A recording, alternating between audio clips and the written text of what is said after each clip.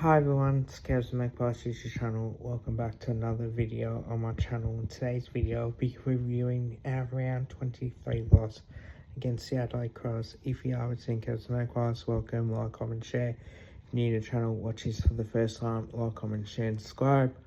Went down by 3 points against the Adelaide Crows, so without further ado, let's get straight into it, shall we? 9-5-59 to 8-8-56 was the margin in the end, and definitely did felt like throughout the game that it was a very good effort. It literally was. Just the fact that there were a few things that went in our way, and there's a few things that didn't. But I want to get through the game and tell you guys exactly what happened. But 1-2-8 Adelaide to 5-3-33 again. It was a really good quarter from us, especially in that first quarter. We just could not, we lowered our eyes when we went forward. Our pressure was up. It was really good. That's what we needed to do. And then the second quarter came along, and let's be honest, 5-1, 31-1 behind. Look, we only kicked a point in that quarter, and that's all it took. And still think that we were a chance. And then 1-1-7 to 1-2-8, 1-4-10, I should say. And again, that's the bit disappointing for me. Like, that third quarter really hurt us a little bit more, and could have kicked a couple of goals that we didn't. And then the last quarter, 2-1-13 to 2 straight 12. And yeah, look, there was certainly chances that we had going forward. And what can I say? It's just something that needs to be rectified as well. So I want to go through the whole game with everybody, and we'll definitely talk about it, because this is what we had in mind as well. Look, I rushed behind to the cross, so Lockie Schultz missed as well. Then he missed a second opportunity, so could have kicked a couple of goals as well. Tim Membry kicking our first as well. Brody Smith missed. Jamie Elliott kicking his first, and definitely that was a great goal that he definitely did kick. Darcy Fogarty kicked the goal, then Houston kicking the goal. Tim Membry kicking his second. McStay missing, and also Darcy Cameron getting one at quarter. I'm thinking, okay, well, very happy with that. A good effort. Now we just got to try and push on with it in the second quarter. And then Darcy Fogarty kicked his second goal. Taylor Walker kicked his first. Daniel Curtin kicked his first as well. Jordan Tagari missed again. Opportunity went back in there. I rushed behind, and then Taylor Walker kicked his second. Isaac Rankin kicking his first as well. That was leading towards half time, and then the behind started in that third quarter, and this is where it got ugly. Nick Dacos missing one behind, then he missed another one again, an opportunity. Perryman missed as well. Thilthorpe missed as well. Marchek missed, which probably could have kicked. Isaac come and kick the goal as well. And Jamie Elliott kicking his second goal, and then giving us a 3/4 time lead, and kicking his 50th goal for the season as well. It's like, okay, if we can come out in this last quarter, definitely would gives us that chance. Peatling kicked goal after a poor boundary throwing as well. Rush behind the cross. Jack Crisp kicking a great goal as well. Rolly Thilthorpe kicked goal. Nick Dacos kicking the goal as well. And we certainly had our chance to really win the game, and unfortunately we didn't take it with both hands. So again, there's not much that you can say. I think now it's just all a matter of what we can do as well. But there were a fair bit positive signs out of that as well. Look, disposals 341 to 339, 219 kicks to 211, 122 handballs, 128, 37-71 inside 50s. Yeah, we dominated, but it was a wet weather game as well, so you do take that into account. 66%, 67% disposal efficiency, goal efficiency 24%, 9 goals from their 7 inside 50s, still 11%, 8 goals from 71 inside 50s, 25 to 18 free kick count, hit out 60 to 36, clearances 38 to 52 with dominant 8 to 9 to center clearances, and then stoppage clearances 30 to 43, so definitely had a fair share of clearances that we won. When you had 52 clearances, our stoppage clearances were there. Contested possessions 154, 137. Again, they won that stat. Uncontested 181 to 189, 75 turnovers to 78, 78 intercepts to 76 as well. Time in possession 38% to 40%. This quarter 40% to 36%. Last 10 minutes 31% to 98%. Marks 83 marks 76, so we restricted in that. 5 to 10 marks inside 50. Contested marks 13 to 9 as well. Their biggest lead was 9 points. Ours was 25 points on quarter time. But again, you still got 3 quarters to really make up for it. 3 rush behinds, 2 to the right.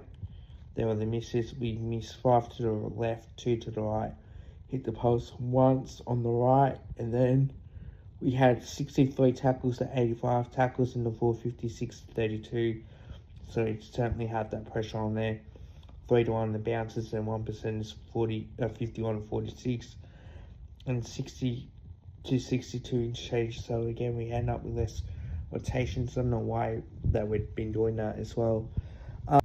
Look, stated on extreme as well, and I'll say it again. Look, if Nick Dacos needs a rest, and they say that he needs a rest, and I think that we should rest players.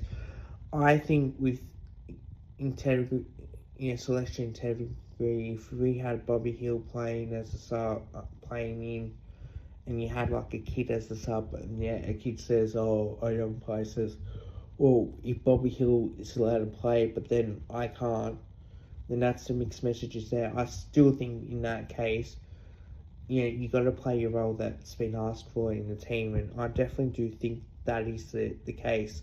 For that, I definitely do think that was the difference in the end, and when I look at the opportunities in front of goal, we didn't take it. So, it is pretty peaceful. But no, look, I do think had Bobby Hill played and got subbed off, or he got injured, or whatever the case would have been, or he wasn't like he was poor, then I think that you do need to make a statement and just show that everybody will be treated as equal. Whether or not that is true about the rumour, who knows? But it is one of those things that we tend to go on with as well. How do I rate this game out of 10? Look, I still think it's a 7 out of 10. It was a lot better effort. Right? There's a lot of factors in this. The inaccuracy in front of goal, that's one. I think there's times where we could have switched the ball, and we did do it in the last quarter when we did move it around a bit. It's neat to see that in wet conditions as well. I know wet conditions you tend to go forward a little bit more, but it is what it is with that. And like I said, there's not much else you can say. The umpiring, look, the Thilthorpe one should have been paid as a free kick. I don't apologise for saying this, but had that been Collingwood that did it, right, and got away with it, the comments would have been, "Oh, Collingwood got away with it, they paid the umpires, blah, blah, blah, blah, blah. The AFL's love pet, that sort of thing." But yet, when it happened to Adelaide, oh, it's not time wasting. How low can you get in saying that shit? I am sick and death of hearing about it. I'm not complaining the umpires.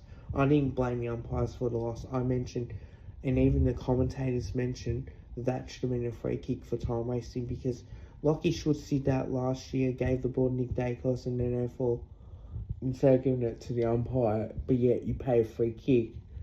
and it's been paid a few times as well. But where's the consistency? Like all the Adelaide Crows played, it's like, okay, I can understand you might soccer the ball off the ground and give it to the umpire, but that gave Adelaide 5 seconds to set up as well. And amount of fouls that Adelaide got away with as well. We had two that got away with, but we just need to be better than that. And I'm not blaming the umpires whatsoever for this. It's just the way that we had our chances and we just couldn't respond. So, look, it is what it is in the end. Definitely, I think there's something that we can work on, but it was a very good effort. I'm proud of that. That we fought back really hard, and I think it hurts that we were the better team, but the question mark would be, would you win now and then, you play Adelaide and then you lose? It's like, oh look, I would rather lose now and get that hunger and then go, right, we're better than Adelaide, we can beat Adelaide. And that's sort of the reason why. I think Adelaide we have found out in finals, let's be honest.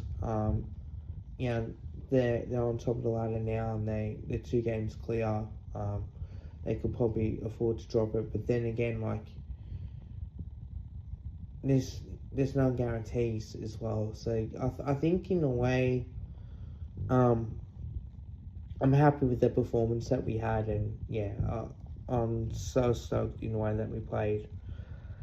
Definitely that's something that I can say that we did really, really well as well. Look, the Cavs Magpies, folks. There's going to be players that might miss out on this, and that's understandable. It is going to be tough to do this. Look, one vote I say it's Darcy Cameron. I think he played really well. 30 hit-outs, 24 disposals, 5 marks, 2 tackles. Marked everything in his way, and I thought he did really well with that. And just thought what we've seen as well, which was great effort. Definitely that's something that we can definitely look at, but I thought he was the one vote for me. 2 votes. Look, I'm going to say Pendles. I thought he was sensational. 24 disposals, 4 marks, 5 tackles, was in everywhere. Stood up for when it really mattered. And then 3 votes is Nick Dacos. 29 disposals, 2 marks, 6 tackles, 1 go 2. Could have kicked 3 as well. Again, it's the opportunities that went begging as well. But look, it is what it is with that. 2 straight compared to 1. Would have preferred to restrict them a little bit, but second quarter again was a bit disappointing because they kicked 5 and we only kicked 1 behind. Third quarter as well, like, we had momentum, 1 go 1. Compared to us, we had 1 go 4. We had opportunities there to really win the game. We just didn't. As simple as that. So we just had to be better. Looking forward to what we're able to do as well, and definitely that's something that going to enjoy the most out of as well. So I'm really looking forward to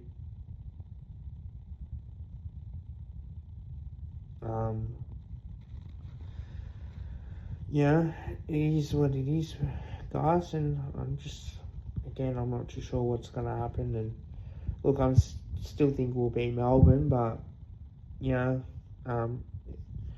just have to wait and see. I hope you guys liked the video. Don't forget to drop a like, also drop a sub. Until next time, bye for now.